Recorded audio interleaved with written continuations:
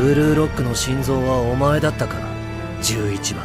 In this Bluelock episode breakdown, we'll explore Aiku's journey from a failed striker to the nation's best defender, his drive to support budding talent like the Bluelock players, the reason why SAE called Isagi the heart of Bluelock, and the jaw-dropping plays that shaped the match. So let's kick things off.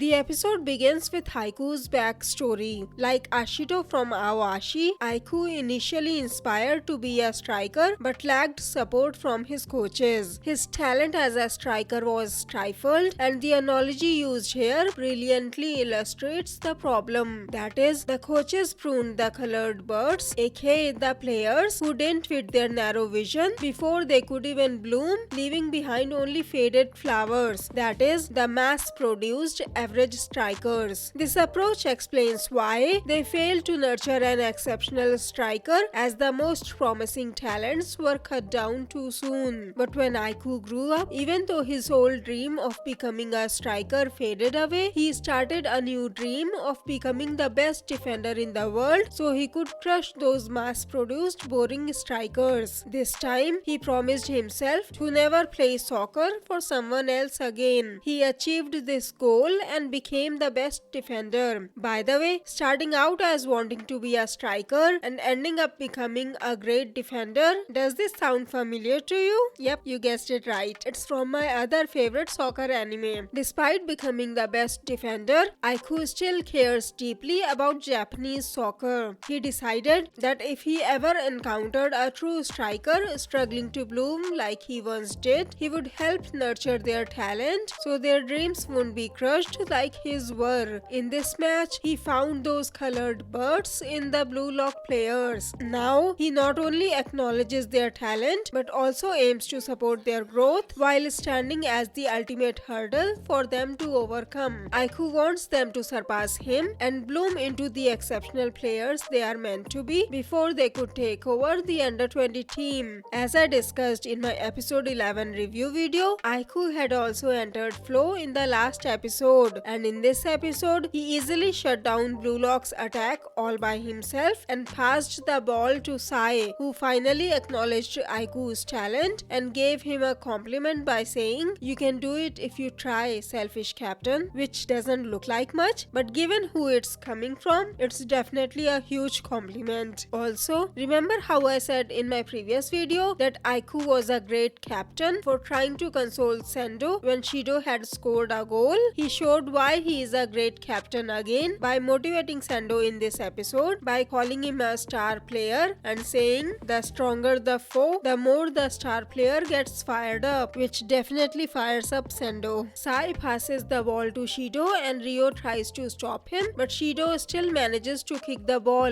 Gagamaru saves the goal by doing an awesome handstand. Then Ryo gets the ball and instead of clearing it, he copies Nagi's move to trap the ball, and then before the opponents could move back, he sends it straight back to Nagi, starting their counter again. Isagi links up with Karasu, Nagi, etc., showing his playmaking skills and is able to reach a location where Aiku can't reach in time, but SAE reads his move and arrives in time to stop him. SAE acknowledges Isagi's pivotal role by calling him the heart of Bluelock, because SAE also noticed that not only Isagi was linking up with the other players, but he was also planning and moving their attack forward by using other players and was basically acting as their playmaker. It seems like Ego knew Isagi was capable of doing this, and that was the main reason why Ego told Baru that his only job was to devour Isagi. Ego knew Isagi will be able to think of plays that will create opportunities like this, but he probably guessed the opponents will also be able to read and predict what he was about to do, and that that's why he lost someone on the field the opponents won't be able to read at all. That is Baru. SAE wasn't the only one tracking Isagi's movement. Rin, who had linked up with Isagi the most during this match, also knew what Isagi was trying to do, and believing in his abilities, he also ran forward to offer his support. And just like Rin, Baru also thought the same thing and lurked behind them, waiting for the moment Isagi would pass the ball to Rin. And when Isagi did that, Baru pounced on it and scored an equalizing goal. He explained how Rin and Isagi were so in sync, they were practically two hearts beating as one. So even though he was only Isagi hunting, in his eyes, Rin was also Isagi. Even though Karasu said his explanation was crazier than he expected, is it weird that it makes total sense to me? But despite the match progressing so well, it felt like the animation in this episode was even worse than the last few episodes. Just like the whole season 2, there was barely any movement during the match, and whenever there was a movement, either it happened so fast that I literally had to go back and pause the scene to actually see what happened, or the movement had very poor quality like these scenes. And I feel like I would have enjoyed this episode more if it was more like the last few episodes. That is, poor animation but still tolerable. I can't believe I'm saying this, but I actually would have preferred the PowerPoint slideshow animation over this. The best animation in this episode was probably the audience reactions, like this kid's reaction. It actually made me think I was watching anime or something. Overall, it was a really great episode, at least plot-wise. The opponents acknowledging Isagi was a really satisfying moment as well. I'll give this episode an 8 out of 10. I'll post my Bluelock season 2 finale review video in a few days. Now that Dandadan season 1 has ended, I'll post review videos of Solo Leveling, Apothecary Diaries, Medalist, etc. soon. If you have any anime you'd like me to review, let me know in the comments below. If you like this video, please click on the like button below, share the video and subscribe to my channel. Have a great day. Bye bye. See you in my next video.